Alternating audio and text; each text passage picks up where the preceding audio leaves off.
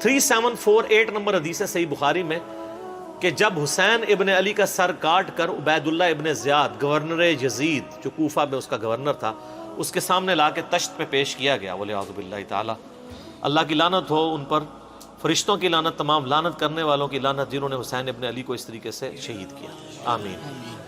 تو وہ چھڑی مار کے ان کے حسن کے بارے میں کوئی کلام کرنے لگا، یہ بخاری میں بھی ہے اور ترمذی میں بھی ہے۔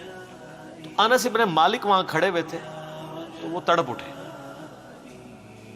تو انہوں نے کہا کہ نبی علیہ السلام کے سب سے زیادہ ہم شکل حسین ابن علی تھے، اور بخاری کے الفاظ ہیں 3748، اس وقت حسین علیہ السلام کی داڑھی اور سر میں وسمے سے رنگا گیا تھا، یعنی کالا خضاب لگا ہوا تھا۔ کالا خضاب لگا سکتے ہیں، اس پہ میرا کلپ بھی ریکارڈڈ موجود ہے، لیکن 70 80 90 سال کا بابا نہ لگائے، چھوٹی عمر تک 50 55 تک، اللہ سے ایک ٹاپک ہے۔ بہرحال اس میں بھی موجود ہے کہ وہ انس ابن مالک وہاں کھڑے تھے، اس کے سے لوگ سمجھتے ہیں شاید سنان بن انس ان کا بیٹا ہوگا، اور انس بن مالک نے ساتھ ہو کے کام کرایا، ساتھ ہو کے کرایا ہوتا تو وہ عبید اللہ کو ڈانٹتے تو نا کہ تو کیا کر رہا ہے، چھڑی مار رہا ہے۔ باقی لڑ تو سکتے نہیں تھے۔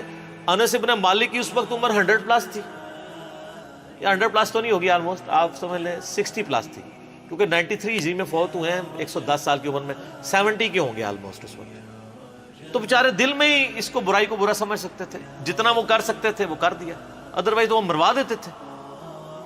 سنان بن انس بن مالک کا بیٹا نہیں ہے۔ رہا عمر ابن سعد جو 22,000 کا لشکر لے کے کربلا میں آیا تھا حسین ابن علی کے مقابلے پہ، وہ سعد ابن ابی وقاص کا بیٹا تھا۔ اور آپ دیکھیں عجیب بدقسمتی اس شخص کی کہ سعد ابن ابی وقاص نے ہی وہ پرشین امپائر گرائی ہوئی ہے، عراق، ایران، یہ کوفہ، یہ سارا حضرت سعد نے فتح کیا ہوا ہے، عشرہ مبشرہ میں سے ہیں۔ اور مولا علی کا قول ہے بخاری اور مسلم دونوں میں کہ میں نے اپنے کانوں سے صرف ایک شخص کے بارے میں رسول اللہ سے سنا ہے کہ میرے ماں باپ اس پہ قربان، اور وہ سعد ابن ابی وقاص ہے۔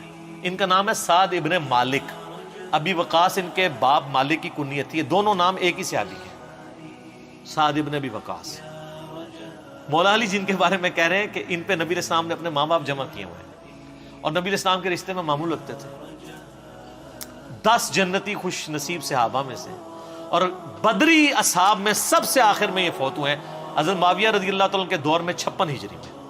ان کے بعد کوئی بدری صحابی دنیا میں نہیں رہا تھا، بدری صحابی ایک بہت بڑا ٹائٹل تھا، یہ سب سے آخر میں فوت ہوئے۔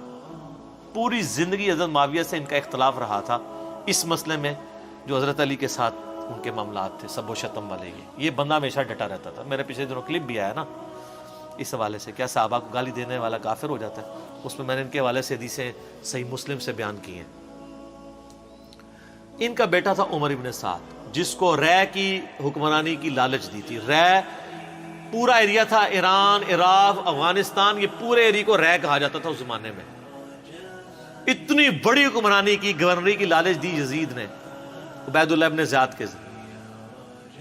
باپ دیکھ لو سعد ابن ابی وقاص، جو مولا علی سے محبت کرنے والا، سن نسائی الکبریٰ میں موجود ہے، 2 تابعین ملنے آتے ہیں سعد ابن ابی وقاص کو، اور کہتے ہیں، سعد ابن وقاص ان کو پہلی بات یہ کرتے ہیں کہ میں نے سنا ہے کہ تم حضرت علی کو گالیاں دیتے ہو۔ ان کا معاذ اللہ، ہم کیوں دیں گے؟ تو انہوں نے فرمایا یہ بنو امیہ کے لوگ اگر میرے سر پہ آرا بھی رکھتے ہیں اور میرے 2 ٹکڑے کرتے ہیں اور مجھے یہ کہیں کہ میں حضرت علی کے بارے میں کوئی نازیبا جملہ نکالوں، تو میں سعد کبھی بھی ان کے بارے میں کوئی جملہ نہیں نکالوں گا جو کچھ میں نے رسول اللہ سے علی ابن ابی طالب کی شان میں سن رکھا ہے۔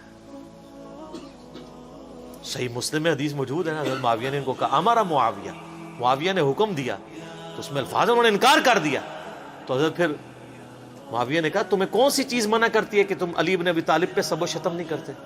ان کا معاویہ میں نے 3 فضیلتیں علی کے بارے میں ایسی سنی ہیں، مجھے ایک بھی مل جاتی تو بہت تھی۔ پھر انہوں نے کہا وہ پہلی فضیلت غزوہ تبوک کے موقع پر علی کی میرے ساتھ وہی نسبت ہے جو ہارون کی موسیٰ کے ساتھ، مگر میرے بعد کوئی نبی نہیں۔ دوسری فضیلت خیبر کے موقع پر کل اس شخص کے ہاتھ میں جھنڈا دوں گا جو اللہ اور اس کے رسول سے محبت کرتا ہے، اللہ اور اس کے رسول سے محبت کرتا ہے۔ ہم پوری رات اس خوشی سے سوئے نہیں کہ کون ہوگا وہ بندہ، علی کو دیا جھنڈا۔ اور مسلم میں آگے الفاظ ہیں کہ حضرت عمر کہتے ہیں مجھے پوری زندگی رشک رہے گا کہ اس دن جھنڈا مجھے نہیں ملا، علی کو ملا۔ اور تیسری فضیلت سن معاویہ، جب نجران کے عیسائی آئے تو آیت مباہلہ نازل ہوئی، آیت نمبر 61 آل عمران کی. تو نبی علیہ السلام اپنے بچوں میں سے حسن و حسین، فاطمہ اور حضرت علی کو لے کے اور کہا اللہ میرے یہ اہل بیت ہیں. یہ تینوں فضیلتیں. اور ابن ماجہ میں ایک چوتھی فضیلت بھی ہے کہ آپ نے غدیر خم پہ فرمایا تھا من کنت مولاہ فہذا علی مولاہ. میرے پاس ان میں سے کوئی ایک بھی ہوتا تو بہت تم مجھے علی کے بارے میں بات کرتے ہو. یہ باب تھا علی کا صحیح شیعہ، علی کی پارٹی کا بندہ، علی کا چاہنے والا، پوری زندگی ڈٹا رہا. اور بیٹا آگے سے کیا نکلا ہے تو کوئی مسئلہ نہیں. حضرت نوح پیغمبر کا بیٹا کافر نکل سکتا ہے. تو حضرت سعد کا کیا مقام ہے حضرت نوح کے مقابلے پہ؟ یہ بیٹا تھا عمر ابن سعد، اور اس کے جو لچھن ہیں وہ شروع سے ہی برے تھے. آپ مسلم شریف اٹھائیں نا، مسلم شریف میں بالکل اینڈ پہ نا آپ کو ایک چیپٹر ملے گا کتاب الزہد، دنیا سے نفرت پیدا کرنے والی حدیث ہے. اس میں انٹرنیشنل نمبر کے مطابق ایک حدیث ہے، یہ میں چونکہ مجھے یاد اس لیے میں نے کافی لوگوں کو بتائی ہے، 7432 صحیح مسلم میں. ابھی یہ کربلا ہوئی نہیں ہے، کچھ بھی نہیں ہوا. حضرت سعد ابن وقاص بھی زندہ ہے. تو سعد ابن ابی وقاص اپنے کھیتوں میں ہل چلا رہے ہوتے ہیں یا وہ بیج والا کام کر رہے ہوتے ہیں، تو ان کے ساتھی کہتے ہیں اتنے میں ان کا بیٹا سامنے سے آتا ہے. تو حضرت سعد جب اپنے بیٹے کو دیکھتے ہیں عمر ابن سعد کو، تو کہتے ہیں اے اللہ اس سوار کے شر سے میں تیری پناہ میں آتا ہوں. حضرت سعد کو پتا تھا اس بچے نے کیا کام ڈالنے ہیں. وہ اپنی زندگی میں اسی بیٹے کے شر سے اللہ کی پناہ مانگا کرتے تھے. کہتے ہیں جب وہ قریب آیا تو آتے اس نے کہا ابا جی لوگوں نے تو حکومت بانٹ دی، کوئی گورنر بن گیا، کوئی بن گیا، تسی ایتھے بیٹھے جناب حلوائی پہ کر دیو. ہائے ہائے ہائے. تو حضرت سعد ابن وقاص نے اس کے عمر ابن سعد کے نا سینے پہ نا گھونسا مارا اور کہا کہ اللہ تعالیٰ کو پرہیزگار بندہ پسند ہے جو گمنامی کی زندگی میں مر جائے، جسے کوئی جانتا نہ ہو. تو یعنی وہ انہوں نے ایک گوشہ نشینی کی زندگی اختیار کر لی تھی. تو ان کو پہلے ہی لیکن اس نے اپنے باپ کی نصیحت نہیں پکڑی. یہ پھر یزید کی لالچ میں آ گیا، اور پھر آپ دیکھ لیں جو کچھ اس نے آج تک لوگ لانتے بھیج رہے ہیں. باپ کو لوگ رضی اللہ عنہ کہہ رہے ہیں. آپ شیعہ سے پوچھ لیں سعد ابن وقاص کی کتنی وہ عزت کرتے ہیں. میں ابھی کل ایک کلپ وہ ایک شیعہ عالم تھے سید جواد نقوی صاحب کا سن رہا تھا، تو وہ اتنی تعریفی کلمات کہہ رہے تھے اور بتا رہے تھے کہ بھئی بیٹا یہ نکلا اور باپ کو دیکھیں، باپ نے ایران فتح کیا تھا، دوسری بڑی سپر پاور گرائی تھی، اور بیٹا آگے سے کیا نکلا. اچھا آپ دیکھ لیں کہ دین ایفرٹ کا نام ہے. یہ نہیں ہے کہ یہ وراثت میں ٹرانسفر ہو. انبیاء کی وراثت میں ٹرانسفر نہیں ہوئی ہے تو اور کس میں ہونی ہے؟ تو اس لیے ہم قطعاً نہیں کرتے، اور اہل سنت کے ہاں کوئی بھی نہیں ہے. مفتی منیب صاحب نے اگلے دنوں ایک مس ہینڈل کیا تھا معاملہ، تو پھر بعد میں پورا پرچہ پڑھ کے سنایا انہوں نے. اس پرچے میں تو آلموسٹ انہوں نے یزید کو کافر ہی کہہ دیا ہے، اور پہلے کہہ رہے تھے کہ جی وہ یہ پتہ نہیں کیا، مطلب یہ لوگ ان کے مفادات ہوتے ہیں اپنے. بہرحال جب ان کے سر پہ پڑتی ہے پھر یہ صحیح بات کہتے ہیں، جب سر پہ نہیں پڑتی پھر اور باتیں کرتے ہیں فیم حاصل کرنے کے لیے. الٹا بدنامی ہوتی ہے. ٹھیک ہو گئی.